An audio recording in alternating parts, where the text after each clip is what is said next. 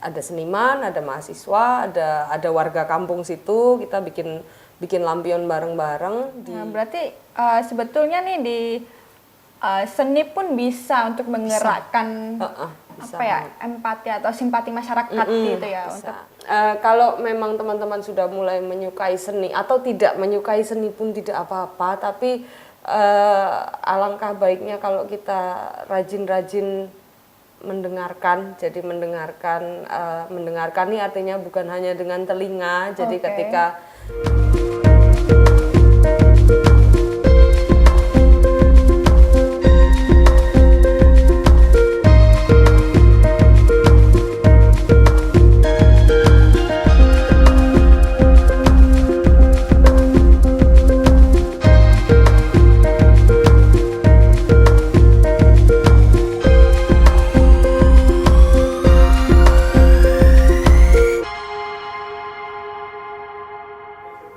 Halo, kembali lagi Sobat Berita Jatim bersama Ading sama Mbak Pinky tentunya. Masih sama Mbak Pinky, seorang seniman watercolor yang juga saat ini menekuni lebih cenderung punya ciri khas ke pop surrealism.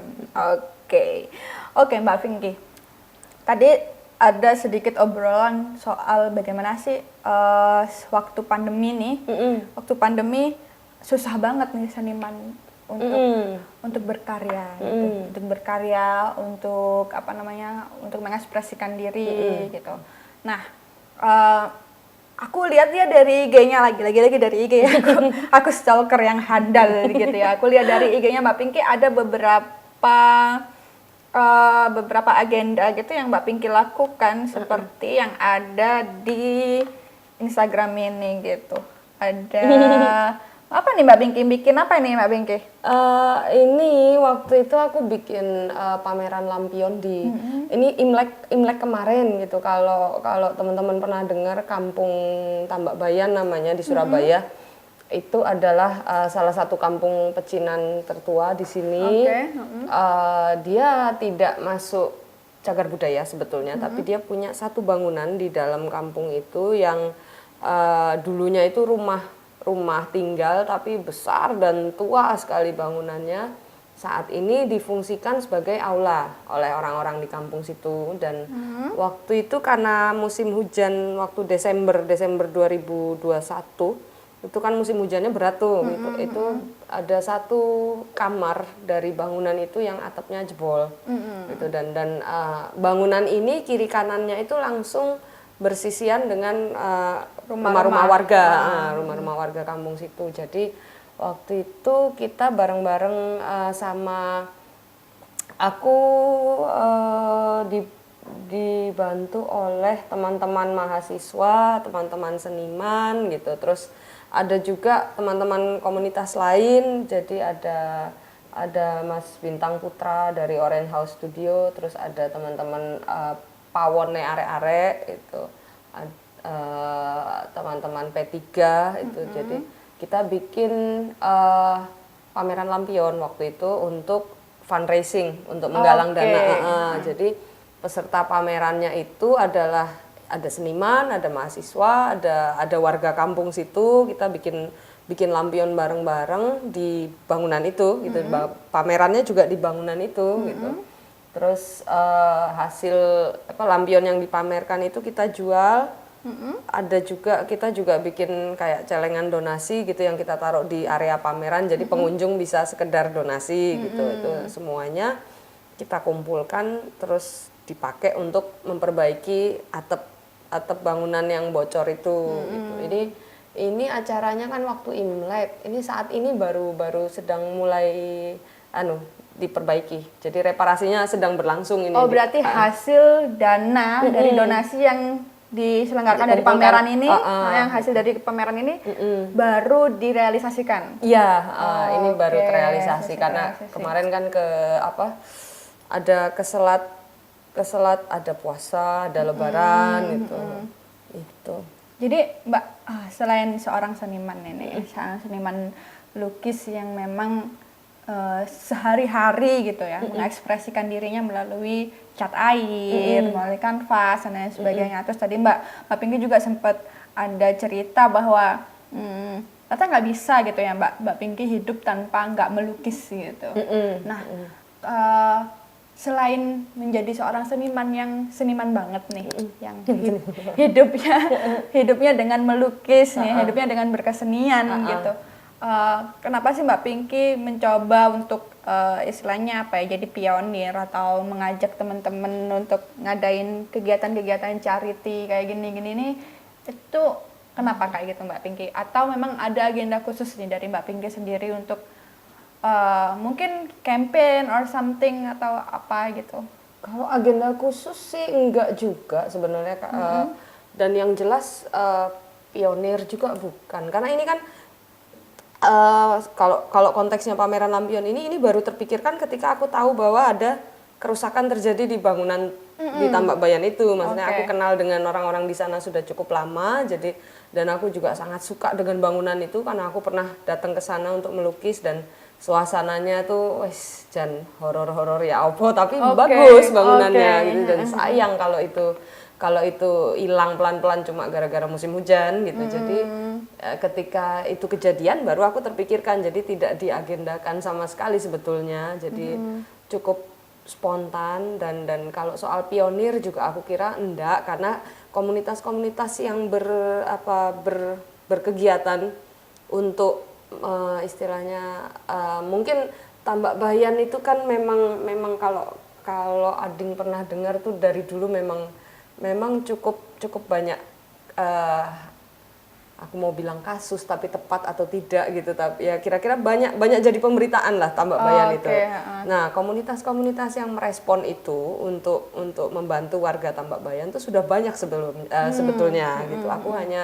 Aku hanya salah satu bagian dari itu gitu. Jadi kalau dibilang pionir juga enggak, tapi kalau ditanya yang mendorong untuk melakukan ini itu ya justru karena aku merasa aku tidak bisa lepas dari seni, maksudnya kasarannya kadung aku nggak bisa lepas dari seni, kenapa tidak sekalian membuat sesuatu yang berguna dari itu sekali-sekali gitu aja sih niatnya.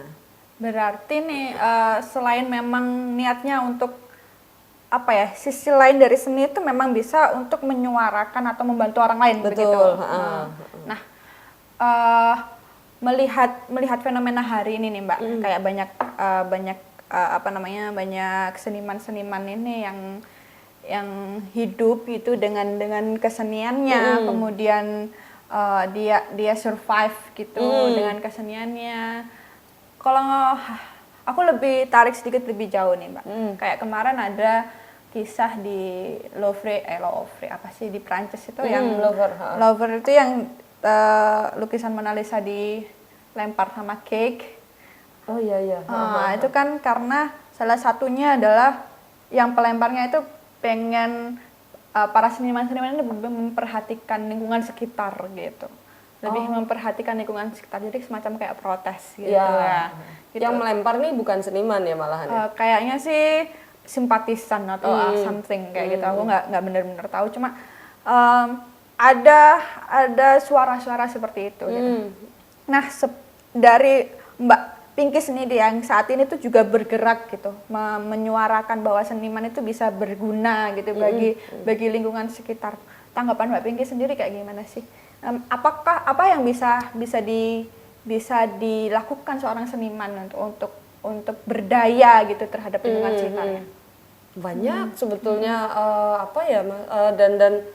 dan itu ya kalau melempar lukisannya sih aku nggak bisa bilang setuju ya, tapi artinya aku paham suara seperti itu dan kalau menurutku pribadi juga pada dasarnya setiap orang ini kan pasti punya naluri untuk bisa menjadi berguna untuk sekitarnya, untuk cuma masalah skalanya aja gitu. Mungkin kalau yang jadi pejabat mungkin mereka punya naluri untuk menjadi berguna untuk skala yang lebih luas, provinsi atau kota gitu. Tapi aku yakin setiap orang itu pasti punya itu naluri yang manusiawi, dan ketika dalam hidup ini kita berprofesi atau menjalani hidup sebagai seniman, Ya kita tinggal menjawab naluri itu dengan kemampuan yang kita punya gitu aja gitu.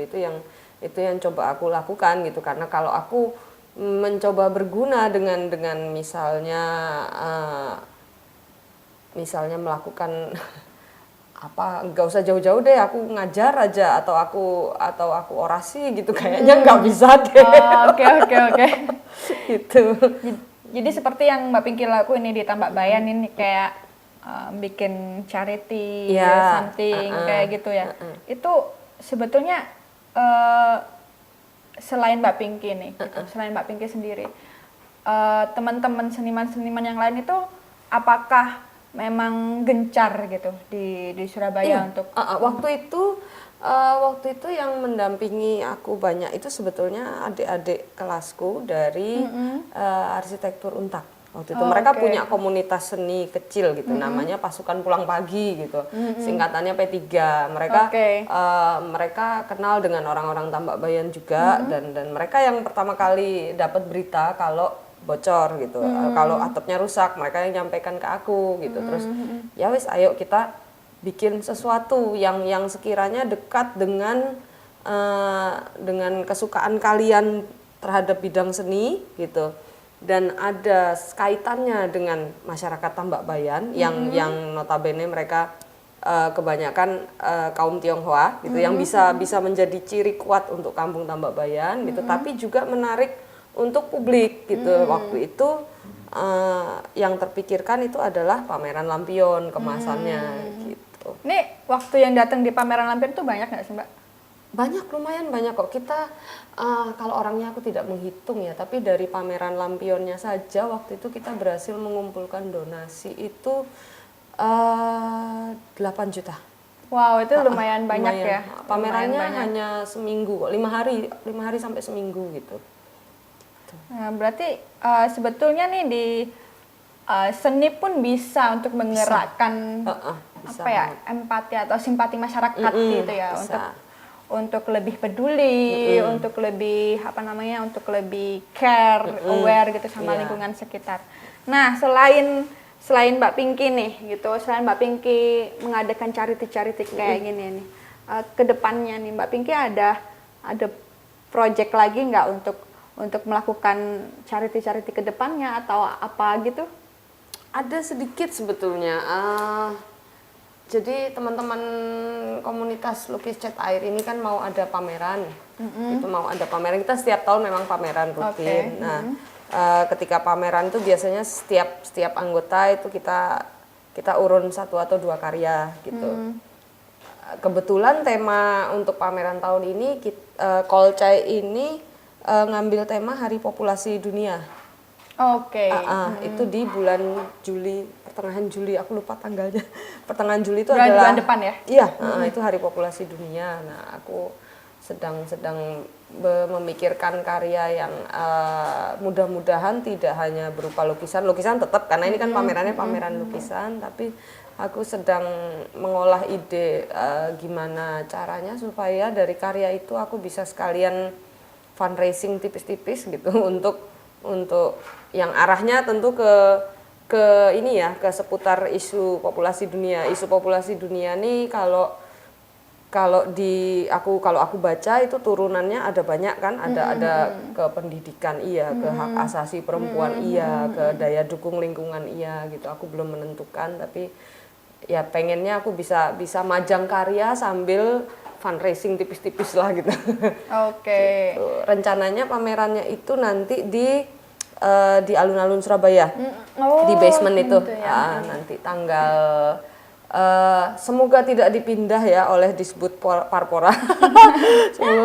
Tanggal 2 Juli, tanggal 2 sampai 11 gitu. Berarti selain Mbak Pinky ini adalah seorang seniman yang getol gitu, melukis untuk mengekspresikan diri, Mbak Pinky ini juga sangat peduli gitu, teman-teman Sobat Berita Jatim ya. Nanti Sobat Berita Jatim bisa nih tanggal 2 Juli sampai tanggal 11 ya. Iya. Berarti tanggal 11 datang nanti ke acara pameran lukisannya Kolcai Surabaya untuk ikut melihat, mengapresiasi, kemudian memberikan juga donasi yang bisa diberikan untuk keberlanjutan apa tadi soal populasi tadi ya, Iya. isu-isu soal populasi tadi gitu. Dan seperti yang tadi kita bicarakan gitu, bahwa agenda besar seorang Pinky itu kan selain melukis gitu juga bisa bermanfaat buat orang lain gitu ya. Boleh nggak Mbak kasih sedikit saran atau apa ya, quotes gitu hari ini yang setelah tadi quotesnya udah, pokoknya kita harus punya hobi gitu ya, harus punya hobi, yang hobi itu yang bisa memberikan kita feedback terhadap keseimbangan diri kita sendiri gitu. Nah, saat ini coba Mbak kasih kita apa namanya, pencerahan kok penerangan sih Mbak, pencerahan gitu ya, kayak PLN aja gitu kan, kasih pencerahan buat teman-teman yang suka banget nih gitu, yang udah mulai melangkahkan dirinya masuk ke dunia seni, yang belum tahu nih aku sebetulnya mau ke sini itu buat apa, kayak gitu. Boleh dikasih sedikit 1-2 patah kata. Waduh. Kayak orasi aja nih, kayak wong tua. Jadi apa ya, kalau quotes yang gimana banget aku nggak tahu, tapi kalau memang teman-teman sudah mulai menyukai seni atau tidak menyukai seni pun tidak apa-apa, tapi alangkah baiknya kalau kita rajin-rajin mendengarkan. Jadi mendengarkan ini artinya bukan hanya dengan telinga. Jadi ketika temen itu, kalau aku pribadi bilang temen tuh nggak perlu banyak, yang penting kita jaga betul-betul gitu. Itu jadi ketika kita bertemu dengan lingkungan baru, orang baru, itu sempatkan untuk mendengar lebih dari yang kelihatan di mata gitu. Seperti maksudnya ya, dengan begitu kita insya Allah itu apapun yang kita lakukan itu akan selalu bermakna gitu, entah buat kita, entah buat syukur-syukur buat orang di sekitar kita, kayak gitu. Berarti dalam tanda kutip nih atau secara tidak langsung, lukisan-lukisannya Mbak Pinky itu ya, yang pasti, tadi berdasarkan pengalaman. Oke, makanya kenapa Mbak Pinky akhirnya lebih srek itu pakai mata yang besar-besar, karena Mbak Pinky pengen melihat sesuatu yang lebih daripada apa yang ditangkap sama mata. Gitu. Menarik banget nih ngobrol sama Mbak Pinky nih. Ada faedahnya lah ya kalau kita ngomong sore hari ini tuh ada faedahnya gitu. Bagaimana dari lukisannya Mbak Pinky yang pop surrealism, kemudian cara Mbak Pinky melihat fenomena di sekitar, dan bagaimana Mbak Pinky ngasih aksi reaksi terhadap fenomena itu, dan kemudian jatuh lagi ke dalam ekspresi lukisan yang Mbak Pinky buat. Wah, keren banget Mbak Pinky. Mbak Pinky, aku hari ini seneng banget bisa ngobrol sama Mbak Pinky. Kalau Mbak Pinky ada tadi jangan lupa nanti tanggal 2 sampai tanggal 11 Mbak Pinky ada pameran lukisan yang harus kalian lihat, daripada hanya stok kayak Ading nih, stok IG. Wah, ini lukisannya keren-keren, tapi kalau mau lihat sendiri kan pasti akan lebih punya kesan yang lebih mendalam ya Mbak Pinky ya. Thank you banget Mbak Pinky hari ini udah ngasih waktunya, menyempatkan diri untuk datang ke Berita Jatim, ngobrol sama Ading soal seni rupa, soal pop surrealism. Kita kan nggak pernah tahu ya, awam banget nih tentang pop surrealism dan lain sebagainya, dan apa yang bisa kita lakukan sebagai seorang seniman atau penyuka seni. Kayak gitu. Terima kasih Mbak Pinky udah hadir.